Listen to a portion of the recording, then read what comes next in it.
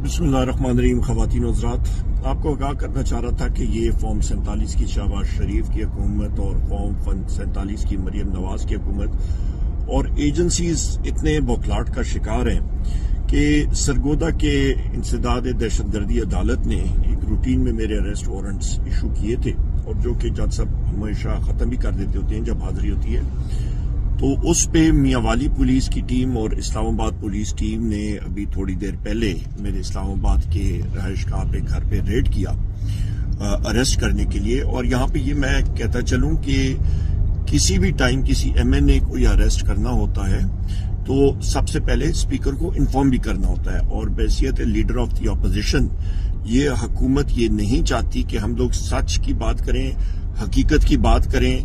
मोहसिन नकवी और इन लोगों की 450 अरब रुपए के गंदम स्कैंडल की बात करें, बिजली की महंगाई की बात करें, अफराद ज़र की बात करें, महंगाई की बात करें, इनकी करप्शन की बात करें, इन्होंने अवाम का जो मैंडेट चुराया है उसकी बात करें, हमारे जो साथी वीगो डाले उठा के एजेंसीज वाले उठा के जाते हैं हम लोग उसकी बात करें, हम लोग अपनी महबूब कायद वज़ीर आज़म इमरान खान साहब, बुशरा बीबी और अपने साथियों की कैद के बारे में बात करें, हम लोग ये बात करें कि वज़ीर आज़म इमरान खान साहब को एक छोटे से डेथ सेल में रखा हुआ है, हम लोग उसकी बात करें।